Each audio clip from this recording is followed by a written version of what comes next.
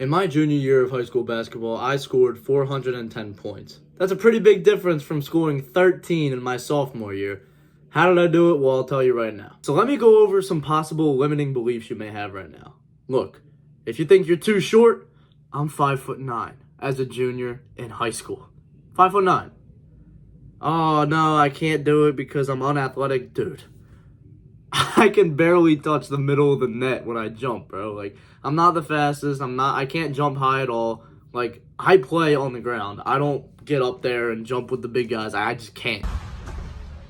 There's no limiting beliefs that's stopping you. The only thing that can stop you is yourself. All right, there's 5 things that I really did that helped me elevate my game to the next level. All right, so the first one I'm going to talk about is confidence. I've said this hundreds of thousands of times to my teammates in real life and even on YouTube in my past, all right? You have to be confident in your own abilities if you want to play the game at a high level. If you want to score, if you want to get a bunch of assists, steals, whatever you want to do, if you don't have confidence, you're going to struggle, right? If I'm thinking of pulling a 3 and I'm just second guessing myself like, oh, no, I don't know if I'm going to make it. Like, I'm going to miss. So you can't lose confidence in the middle of a game. You have to have a strong mind. Now, how did I get a strong mind? Well, the way I got that strong mind, the way I got that confidence was just by repetition. Because I trained so hard in the offseason, because I trained so hard outside the games, I was able to just go back to what I already knew. It was subconscious things that I didn't even have to think about it. Hey man, it's 5:15 in the morning. I'm out here about to get some work in before school. A lot of people try to tell you the secrets to confidence and like, oh, if you look in the mirror every morning and say, I am confident, you'll be confident. No, you won't. Just put in the work and then you'll be confident. Stop trying to shortcut it. You can't. And you'll feel much happier once you get there because you'll realize, shoot, I put in this work and I'm getting rewarded for it. The reason why most people aren't confident is because it's not easy to be confident. So be the difference because you have the potential to be. Just keep working hard. And then eventually, after doing this so many times, after shooting so many shots, you'll be confident. Or number 2, this is something that my dad told me when I was in middle school. I was 7th grade, 8th grade, and then into freshman year, and then my sophomore year. My dad would always tell me this. He said, Mark, look, you need to have a deadly weapon on the basketball court. You need to work on your shot and become so good that you develop a deadly eye. You have to be a dead eye shooter. I need you to be able to pull up from anywhere and be a threat to any defense. You know why? I'll tell you why. Because that will open up the rest of your game. If you develop a great jump shot, other teams have to respect that. Now let me tell you something, okay? We're in high school, right? Or middle school. And because you're at such a young age, this is the time to experiment. This is the time to make mistakes. This is the time to be one-dimensional, okay? I remember going back to when I was younger, right? I'm going to take a little flashback, okay? I was so nervous because I only had one weapon, which was my jump shot, right? Because that's all I trained. By being the best at one thing, that's how you will move on. That's how most guys get to college. They're either really athletic, and that's how they can get to college, and they're able to just jump out the gym, right? Or they have one really good skill, right? Or maybe they're just very smart. They have a very high basketball IQ, and they can just dish off to anybody, like out of nowhere, no look passes. They can do all that because they're on another level with their mind. Everybody else is playing checkers. They're playing chess. All right, number 3. This is a mandatory for everybody unless you're strictly a big man. You don't really need this, but it would help out a lot. You need a tight handle, okay? If you can be trusted with the basketball in your hands, that helps out your team so much. If you can create shots for yourself, that will get you so much more points. Let's just be real, okay?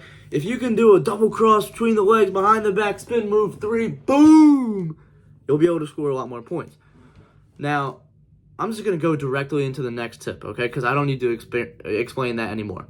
Number 4, don't do too much. Okay, I just mentioned before, oh yeah, you could do it between the legs, behind the back, spin move. And, you could do all that. But it's high school basketball, and it's not going to go well for you. I'm going to be honest, okay? The over dribblers don't succeed in high school basketball. But the people that do are the people that can do like 1 or 2 dribbles into a step back 3, or the 1 or 2 dribbles into a Euro step, hop step, whatever, right?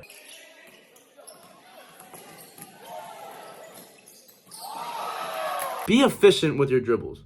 Something that one of my coaches told me, and it really helped me out a lot. He said to me, Mark, dribble with a purpose. You can't just put the ball on the floor and not expect to do anything with it. Every time you dribble, have a plan behind it. Okay, I'm going to dribble to the left side so that I can bump my man and then go up for a layup. Something, right?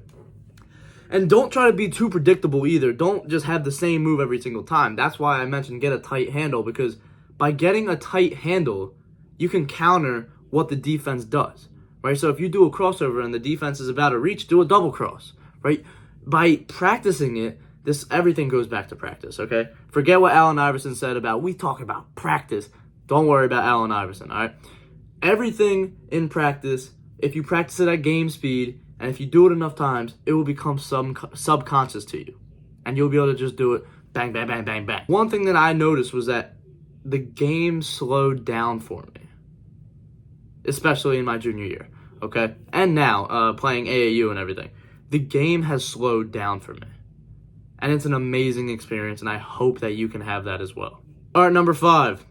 This is very key for small players, all right? And even just normal size guards, right? The floater game, all right? You need to have a strong floater game if you want to score more points. Yes, the mid-range jumper is great and everything, and yes, the layups are amazing, right? But if you can get in between that area and just be able to get a quick floater off, that will help you so much, right? Being a smaller guard, you have to run around trees in the paint, right? It's crazy how tall some of these guys are, right? But if you can just get that floater up before they can even get to you, that will help you out. And look, man, something that I'm asked about a lot. I'm asked this question so many times, whether it be in the Discord. Check out the Discord, top link in the description. Something that I'm asked about in the Discord, in real life, all the time. How do you score against taller defenders? And I tell them this every single time. Bump, then go up. Bump your defender so when he's moving backwards, you go up.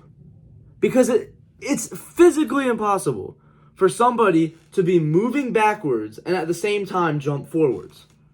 Seems pretty self-explanatory, but I felt like I needed to say it.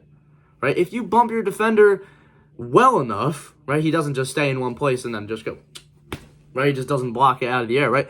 But if you can bump him out of your way, boom, get him out of the way, and then just go up with ease, that will be much easier than having to do an acrobatic finish and then hitting the top of the backboard.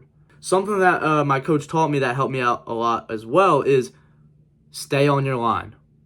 What does that really mean? Imagine an invisible line on the court straight in front of you wherever you're going. Don't let your defender take you off that line. All right, man, if this video was valuable to you, you might find my other videos helpful as well. I make self-improvement content and basketball content, and I have Jesus Christ at the center of my message. Amen. So, check out my other videos, subscribe, do all that. And if you want to directly reach me, check out the Discord, top link in the description. You can ask me questions and all that. As always, keep God first. Good luck, bro. I'll see you, man.